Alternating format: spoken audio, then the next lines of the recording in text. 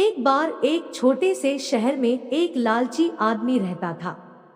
वह बहुत ही धनी था, लेकिन इसके बावजूद भी उसकी लालच का कोई अंत नहीं था।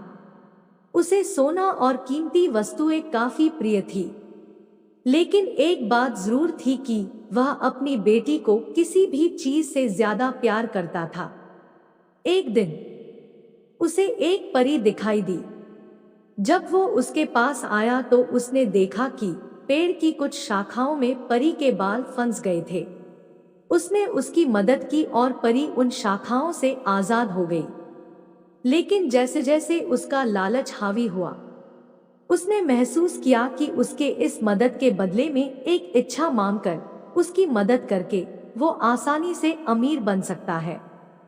ये सुनकर परी ने उसे एक इच्छा की पूर्ति करने का मौका भी दिया।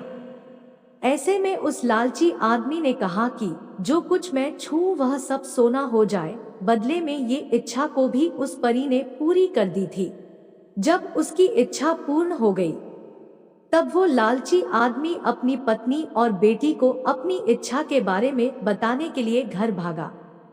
उसने हर समय पत्थरों और कंकड़ को छूते हुए और उन्हें सोने में परिवर्तित होते देखा, जिसे देखकर वो बहुत ही खुश भी हुआ।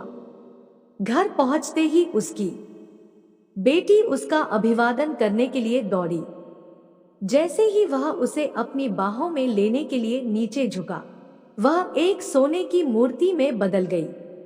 ये पूरी घटना अपने सामने देखते ही उसे अपनी गलती का एहसास हुआ।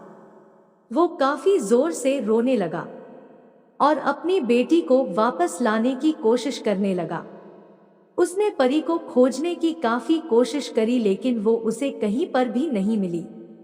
उसे अपनी मूर्खता का एहसास हुआ, लेकिन अब तक काफी देर हो गई थी।